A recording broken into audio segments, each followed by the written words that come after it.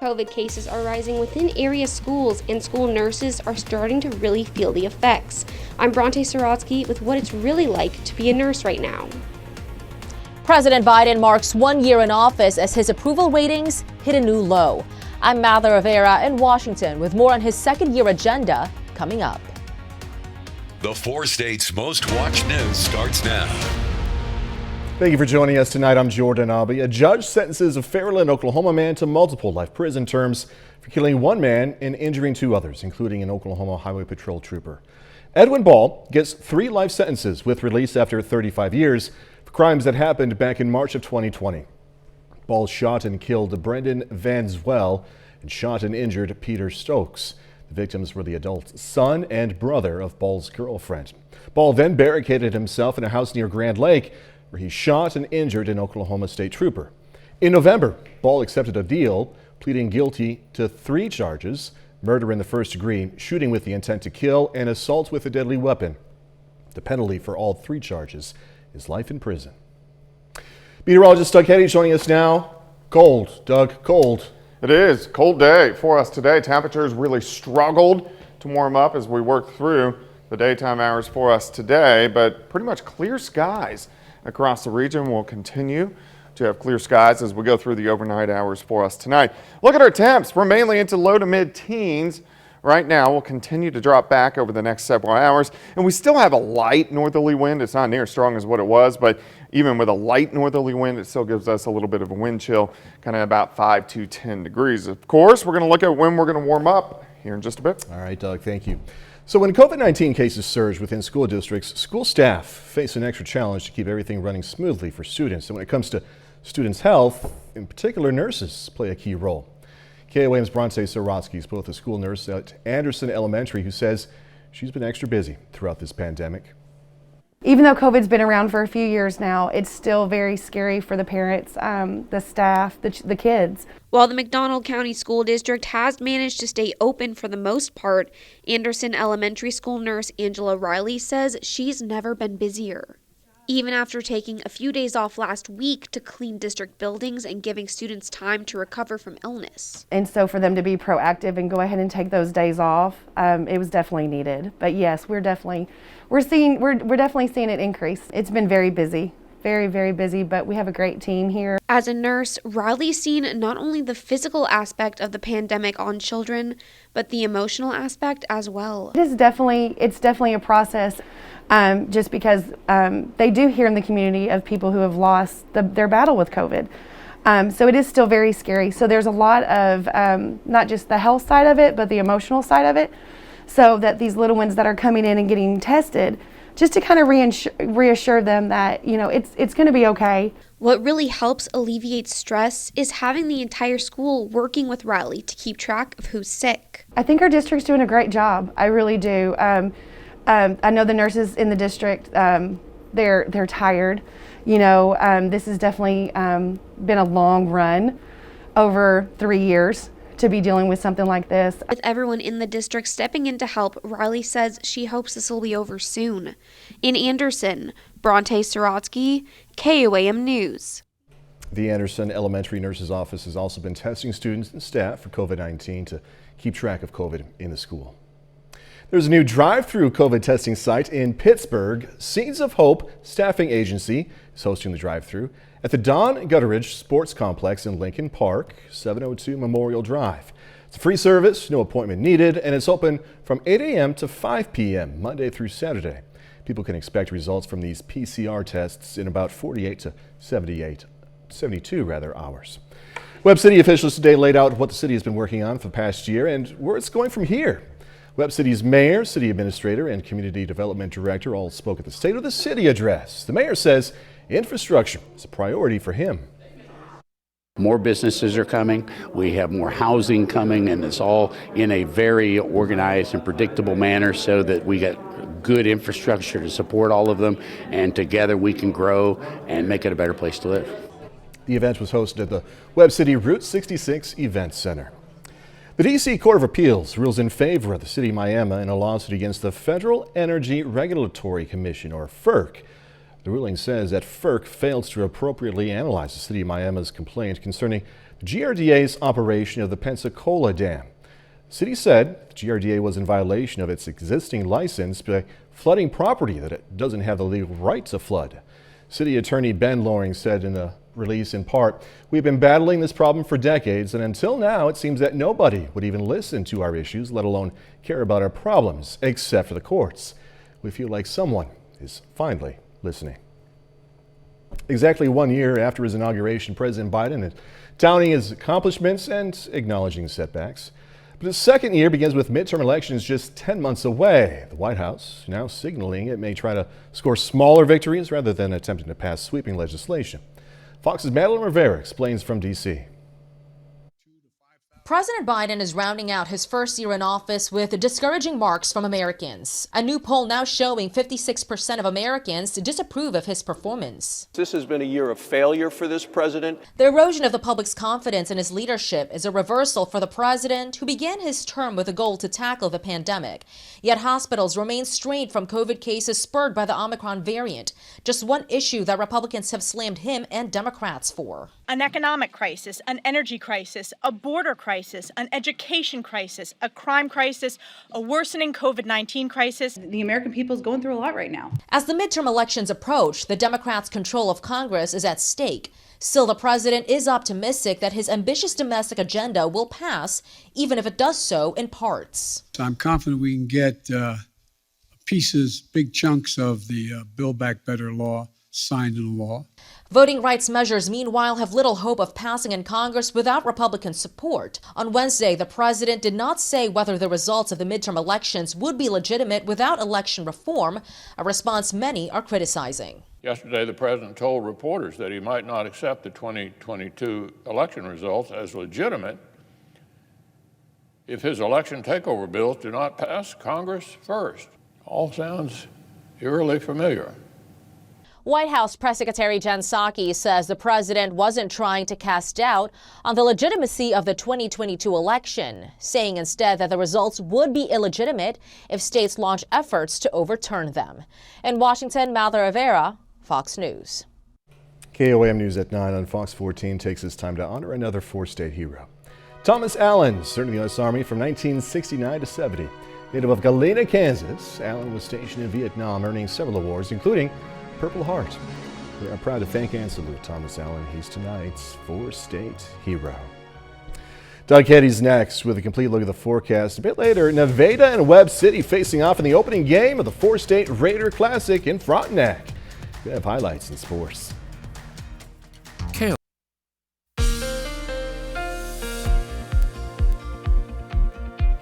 Definitely a cold day for us today. Temperatures struggling to warm up, only went into the low to mid 20s during the afternoon, about 20 degrees below where we should be for this time of the year. But you can see our highs had a northerly wind all day long. Temperatures, most of us 22 to about 24 degrees. And of course, we've dropped off even more over the past several hours. Now we're sitting into the mid-teens. I think we'll drop off another 7, 8, 9 degrees as we go through the overnight for us tonight. Still the light northerly wind, not near as strong as what we did see yesterday and then earlier today. Just kind of a light northerly wind at about 5 to 7 miles per hour, but gives us a very minor wind chill, a little bit lower than what the actual temperature is. It feels like single digits on the Missouri side. All right, 7th and range line currently outside sitting at 14. Clear skies, northerly winds are light, humidity not bad at 59%. Pretty much clear skies here. Nothing is really going on. Have a few clouds, few little light snow showers down to our south. But besides that, most of the lower 48 in general looks pretty good. There's a weak little wave across the northern parts of the plains, or actually Rockies. It really won't affect us, but no big storm systems out to the west. So the next few days really look pretty good for us. Let's break this down. Let's go through time tonight. About 8 degrees for an overnight low. Watch the winds tomorrow. They kind of crank out of the east, a little bit out of the southeast. But our temperature is still cold, just better than what we did see today. We'll start at 7, 29 by noon. High temp right around 34. Easterly winds, they're going to be light at about 5 to 10. Tomorrow night, we drop back near 20. Once again, so another cold night. And then by Saturday, we should rebound back into lower 40s for highs, which is good. That's right where we should be for this time of the year. Still have to deal with a little bit of a wind chill for us tonight, near zero at times, but at least these go up with the temperatures as we go through the daytime hours tomorrow. All right, let's look down the road. Let's see when we're going to see our next storm system.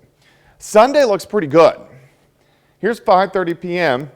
The Kansas City Chiefs game kicks off divisional round against the Bills at 5:30. So if you're heading north, kickoff, it's going to be into lower 40s. It will drop into the 30s, but for January, it's pretty good football weather. On Monday, here comes our next storm system. We'll start to get some rain in here, especially Monday afternoon. Cold front drops through, and we may get a little bit of snow on the backside. It doesn't look like a big deal, but something we'll watch as we go through the next few days. This system will work on out. Tuesday kind of cold, Wednesday kind of cold, and then we'll start to warm things back up a bit late next week. But no big storm systems over the next week or so.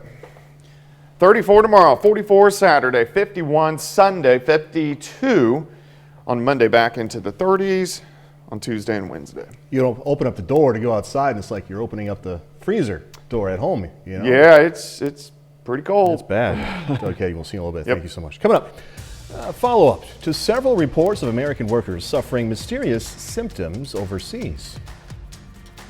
The CIA says most reported Havana syndrome cases may not have been caused by a foreign adversary after all. I'm Lauren Blanchard in Washington. How some of those who say they were attacked are reacting. Next.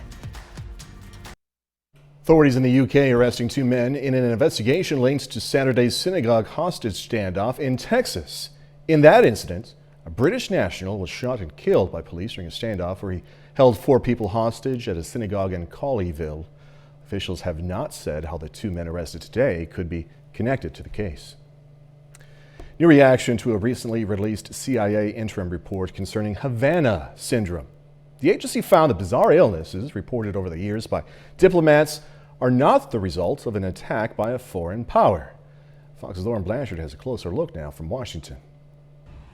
A new interim report from the CIA says most cases of Havana syndrome are the result of other illnesses or environmental factors and are not the work of a foreign adversary. Still, a dozen or more cases remain unexplained, and critics say the report invalidates those who believe they've been attacked. An interim report that still leaves open the possibility that foreign hostility may have been one of the actions taken here is in my mind, mind-boggling. Havana syndrome, thought to be a directed energy attack, was first reported in 2016.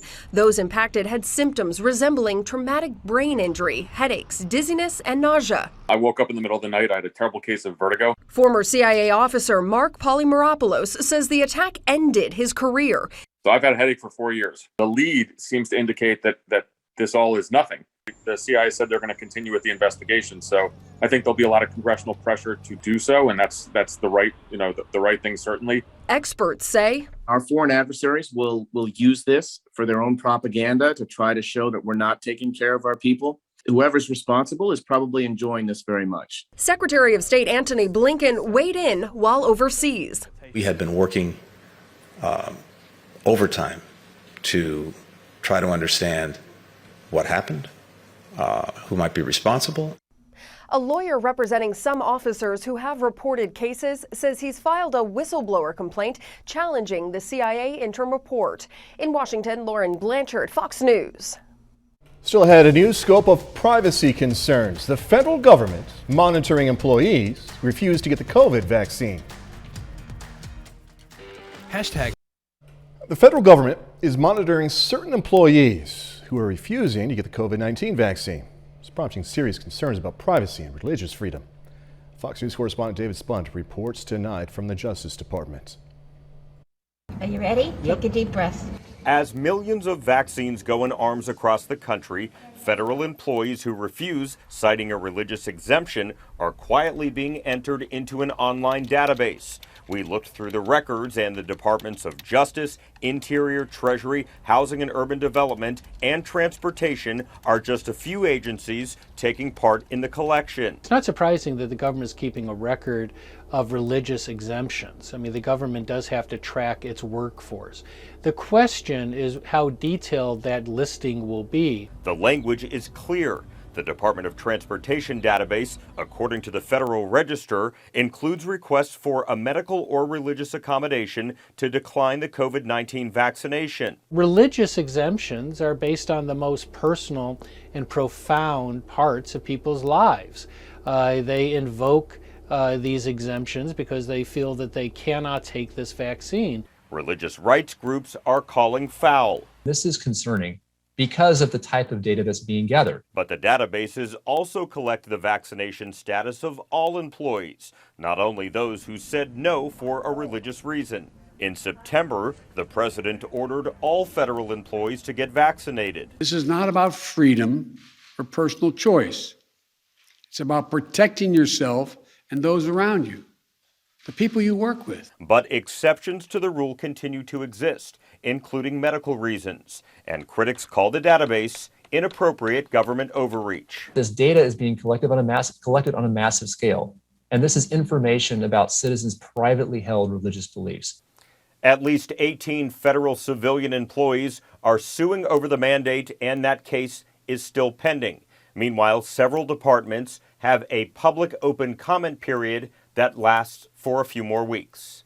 In Washington, David Spunt, Fox News.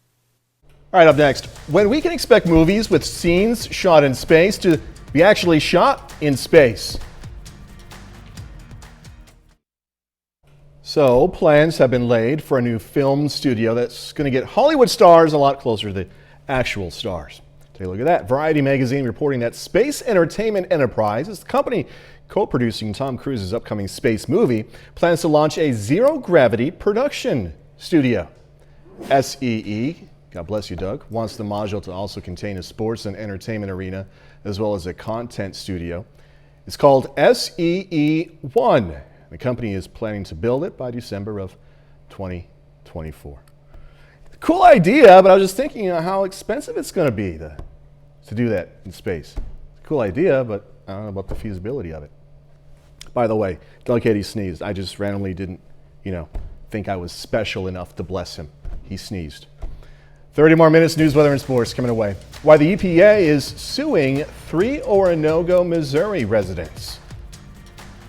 Top American and European diplomats promise swift action if Russia invades Ukraine. I'm Greg Palcott in Kiev. That's my story. Coming up.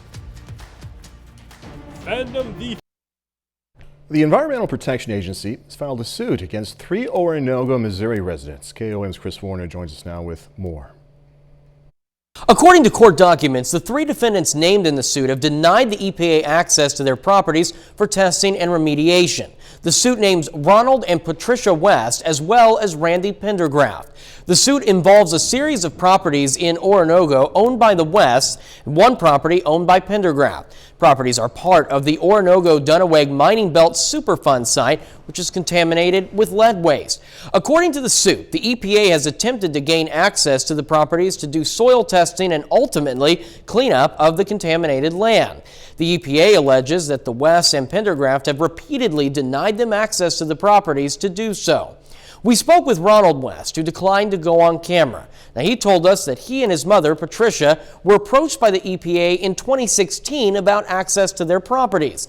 However, West tells us when he looked at the paperwork from the EPA, he says it listed him as a grantor, and he became concerned about losing property rights if he signed those documents allowing the EPA on site. West says he was very careful to never tell the EPA no and instead began work on a contract with the EPA for the work. However, West tells us not long after, the EPA simply stopped communicating until he learned of this suit. Now, we reached out to the attorney in the case for the EPA and received a statement from the Department of Justice spokesperson.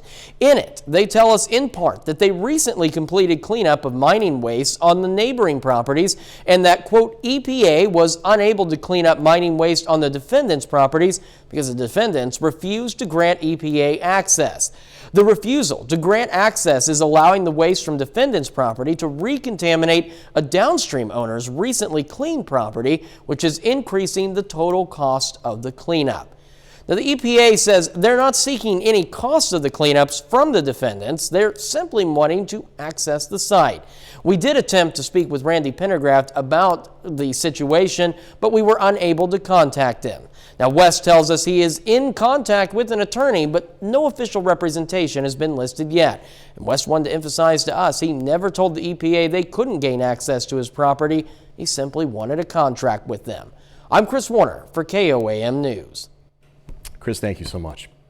Well, with Valentine's Day around the corner, many people are looking for that special someone, right? Today we spoke with the Better Business Bureau, though, about the consistent romance scams that happen every year around Valentine's Day. It can be hard these days to meet someone in person or meet at all for that matter. Scammers are aware of this. Going to try to take advantage of people looking to use dating services. And what scammers will do is they will actually pay search engines a certain amount of money for certain keywords. And then they'll go ahead and they'll take out fake websites that pretend to be a real legitimate place where you can meet a significant other. Some other tips the BBB shared is to watch for fake profiles and websites that may ask for personal information, stuff like your bank account information or even your social security number. Repairs are in full swing inside Missouri Southern State University's Taylor Performing Arts Center 2.5 years after it closed. The center closed in July of 2019 because of structural problems with the main stage, stairwells, and rigging system. Missouri lawmakers last year provided $2.5 million to make the 47-year-old facility usable again. The university expects repairs to be complete later this year. Existing home sales tumbled in December. They were down 4.6% as higher prices amid record low inventory continued to shut out some first-time buyers. And mortgage rates rose again in the latest week. Freddie Mac says 30-year fixed-rate mortgages averaged 3.56%. Still, December rounded out a year of strong sales. Sales of existing homes rose 8.5% in 2021, totaling $6.12 million. United Airlines announces a $646 million loss in fourth quarter revenue as the coronavirus casts its shadow. The airline revealed it expects its earnings in the first 3 months of this year to be down by 20 to 25% compared to 2019. United says Omicron and the Delta variants were responsible for these decreased bookings. The airline is also dealing with higher fuel costs and a shortage, of course, of employees. The White House is clarifying comments President Biden made yesterday while discussing Russia's actions against Ukraine. This as Russia continues to deny claims it plans to invade. Fox News senior foreign affairs correspondent Greg Pelcott has more.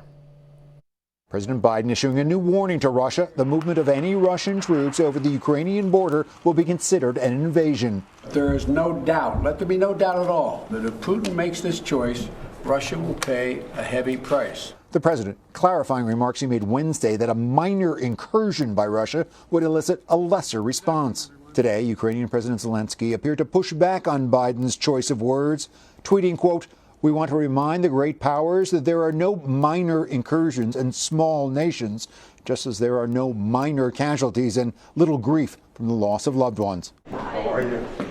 Russia's actions against Ukraine, a central topic at a meeting between American and European diplomats in Berlin today. Secretary of State Antony Blinken saying Russia is threatening world order by building up troops near Ukraine. It's bigger than a conflict between two countries. It's bigger than Russia and NATO. It's a crisis with global consequences. Russia continues to deny claims it's planning an invasion, instead insisting the U.S. and NATO are fueling animosity. Today, a foreign ministry spokesperson accused the West of plotting provocations in Ukraine. We are convinced that the goal of this campaign is to create an information cover for staging large-scale provocations of their own, including those of military character.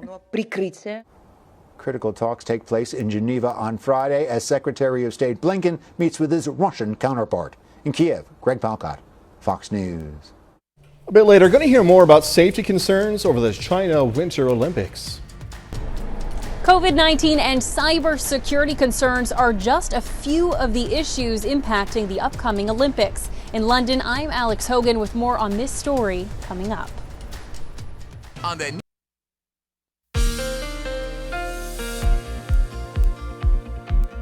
Cold outside for us today. Temperatures really struggled to warm up as we only went into lower 20s during the afternoon. Most of us about 23, 24 degrees, which that's cold. That's about 20 degrees below where we should be for this time of the year. And of course, we're dropping off now. The winds have diminished a little bit, so at least we don't have the real low wind chills that we had earlier today and then of course yesterday.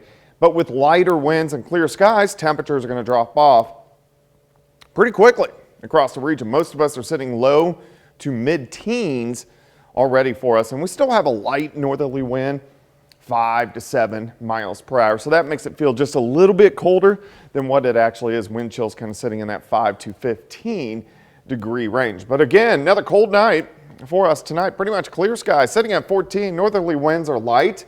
Humidity is at 57%. We have clear skies. Nothing is going on here. Most of the four-state area looks pretty good, just a few little clouds streaming through. We do have some waves across the southern parts and the eastern parts of the U.S. One little wave up across the northern parts of Montana, but that won't affect us either. We don't have any big storm systems which are developing out toward the west, so we're going to be pretty quiet as we go through the next few days. Not too much going on. Thankfully, we're going to start to warm things back up. All right, near 7 or 8 for a low tonight, so it's going to be cold. Very cold start. We have easterly winds for us tomorrow. They start to get out of the southeast late in the day. Temperatures better than what we saw today. It's still cold, but it's better than what we saw today. So we're heading in the right direction. Starting at 7:29 by noon, high temp right around 34. Easterly winds are going to be light at about 5 to 10.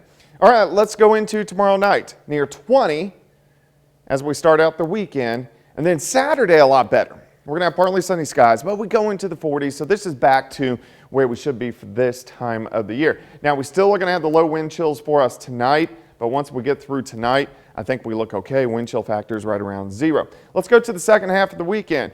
On Sunday, I think we're going to go to about 50 or 51. Arrowhead, if you're heading up there, game time 5:30, about 41, 42 degrees. Our next storm system rolls in on Monday. This is going to give us a few showers, especially late Monday. A cold front drops in kind of as this system pushes east, but on the backside, we may get briefly a little bit of snow. It does not look like a big deal. It stays cold Tuesday and Wednesday. And then by Thursday, we start to warm things back up next Thursday, Friday, until our next storm system next weekend.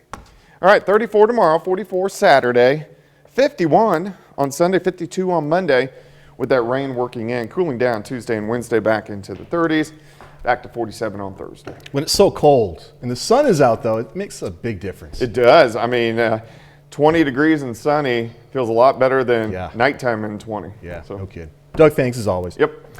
An untouched coral reef is discovered nestled deep in the depths of the ocean. Fox News correspondent Ashley Strohmeyer has more on the marine marvel and why scientists say it's so unique.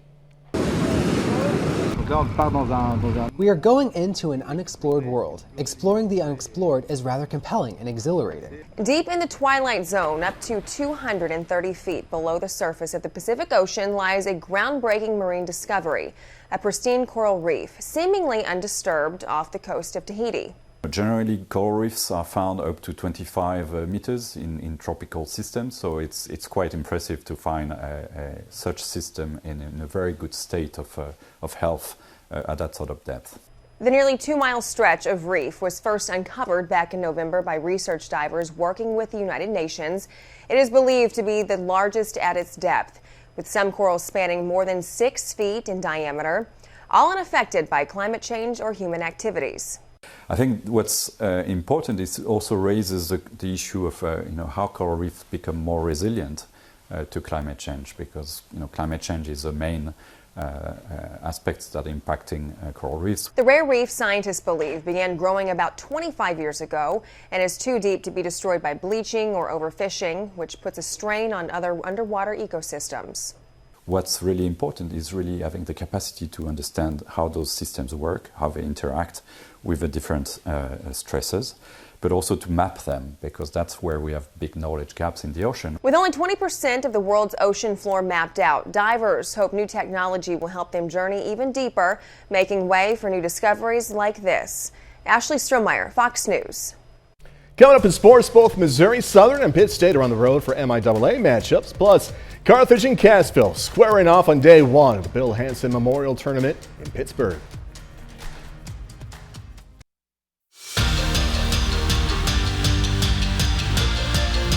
This week is tournament week here in the four states.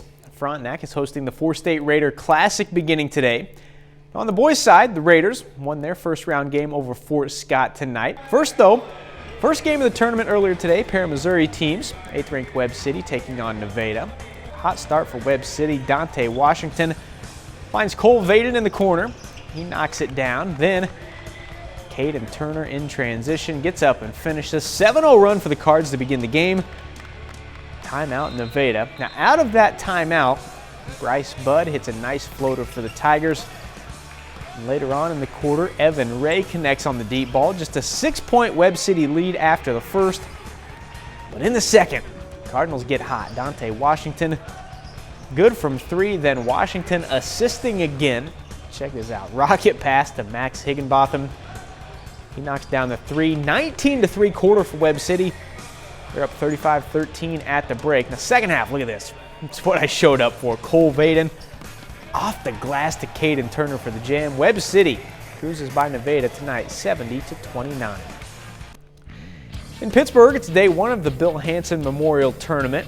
Tournament host Purple Dragons play their first game against Owasso tonight. Now, this one, it was a good one, but Pittsburgh falls 58-46. Mason English leads the Purple Dragons with 25 points. Staying in Pittsburgh in the girls bracket, there are 4 games on the schedule today. The first one features a pair of Missouri teams with Carthage facing Cassville. And both teams here trying to avoid a third straight loss. The winner plays in the semifinals tomorrow. Now, Landry Cochran takes the pass, hits the bucket for 2. 1-point game, but then Tigers begin to pull away. Maggie Boyd knocking down the 3 from the top of the key. They go up 32-16 at half. Then Kiana Yates playing some defense, pokes it away, finishes the layup on the other end. Now back to Boyd from the corner now, knocks down another. 3 threes in the game tonight for Boyd. But Yates did it all in this one, man. Under pressure, late in the shot clock, drains the 3. Right before the third quarter buzzer, she finishes with a game-high 34. Carthage rolls by Cassville 63-29. They'll face Carl Junction in the semifinals tomorrow night. Well, this week is a big week for the Pitt State women's basketball team. The Gorillas face 2 ranked teams in the next 3 days, beginning with a road trip tonight against Nebraska Kearney. Kearney is 14-2 this season, ranked at number 14 in the country. PSU trying for their 3rd straight win, but Kearney would go on to win this one 72-58. Freshman Sydney Holmes gets a double-double with 10 points and 10 rebounds. On the men's side, Gorillas looking for a much-needed win tonight in Kearney. Pitt State's lost 3 straight, currently 4-12 overall, 3-7 in the MIAA.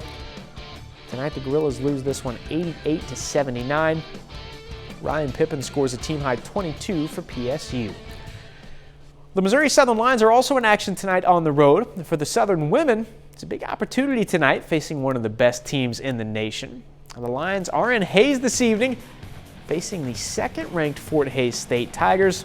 Moso trying to push their winning streak to 4 games, and look at this. What a win for Southern. 54-41 over the Tigers. Lacey Stokes, 21 points and 4 steals. Amaya Johns adds 9 points and 10 rebounds. After that one, the Southern men on the floor against the Tigers, trying to avoid a 3rd straight loss. Stan Scott scores 21, but Southern falls short 89-71. And that's it for sports. We're back after this. The 2022 Winter Olympics in Beijing, China are set to kick off in 2 weeks. But there are growing concerns about the safety of the games for the thousands of athletes set to attend. Fox News correspondent Alex Hogan has more now from London. The opening ceremony for the 2022 Winter Olympics in Beijing are just 2 weeks away, and COVID-19 safety remains a huge concern as Omicron sweeps across the globe. China has already implemented a strict zero-tolerance COVID policy, even locking down some residential compounds to curb the spread of the virus. IOC officials insist the games will be safe for athletes. But we will have to have surveillance systems in place to make sure that should anything happen, either in the build-up to the games or during them, that we will recognize it very quickly and respond very quickly. Cybersecurity risks are also beginning to pop up around the games. The My 2022 app allows athletes to submit health data, medical history, and other vital information, but it may be at risk for encryption breaches. A report by a watchdog group says that vulnerabilities could lead to athletes' data being accessed by Chinese internet providers. The IOC responded to the report, saying that they are looking at it closely and added that competitors are not required to download the app. We work closely with the U.S. Olympic Committee. The athletes are going. The president's looking forward to cheering. The Biden administration will also monitor any security threats that may impact American athletes. It's called for a diplomatic boycott of the Games. The president made a very clear decision about not sending a diplomatic delegation. Obviously, that wasn't for security purposes. That was sending a clear message about human rights. The UK, Australia, and Canada all following suit, deciding to diplomatically boycott the Games, which are set to begin on February 4th. In London, Alex Hogan, Fox News. Coming up, from movies in theaters to series on streaming, going to look at this week's new releases. Adventure, romance, a series sequel, and a rocking robot. Here's Fox's Ashley Dvorkin with a look at this week's new releases. You're something they can never be. Those making a quest to the movie theater can join Pierce Brosnan for The King's Daughter. The tale tells of a king who captures a mermaid in his search for immortality, a plan which goes awry when his daughter bonds with the magical creature. I made you a princess. From book to big screen, Redeeming Love is set during the California Gold Rush of 1850 and centers on a young couple fighting for love while overcoming their past and facing the harsh realities of their time. Hitler is lying when he claims to want peace. From book to streaming, Netflix adds Munich, The Edge of War, about a British civil servant and German diplomat in 1938 racing to prevent war in Europe. We're just the messengers here. Also on Netflix, The Birds return in Ozark Season 4, Part 1, with the family at odds with themselves, the cartel, the FBI, and more. That's not even the worst part. Hulu has the Hilary Duff-led comedy sequel series, How I Met Your Father, flashing back to Sophie's fall-in love story. Behold! On Apple TV Plus, dance your cares away with the reboot adventures of Fraggle Rock Back to the Rock. And the M. Night Shyamalan Mystery Servant debuts Season 3 for Leanne and the Turners. And I will protect my family. 10 episodes of Servant roll out weekly, and it's been renewed for its intended Season 4 finale. In Hollywood, Ashley Dvorkin, Fox News. Fraggle Rock? Show of hands here in the studio. Who else grew up with Fraggle Rock? Jen. All right. It's just me and Jen, who had an awesome childhood. That's our time for tonight. Thanks so much for joining us. Going to leave you with video of some penguins on this Penguin Awareness Day. Dressed to impress with those tuxedos. Be safe, do this all again tomorrow. See you then.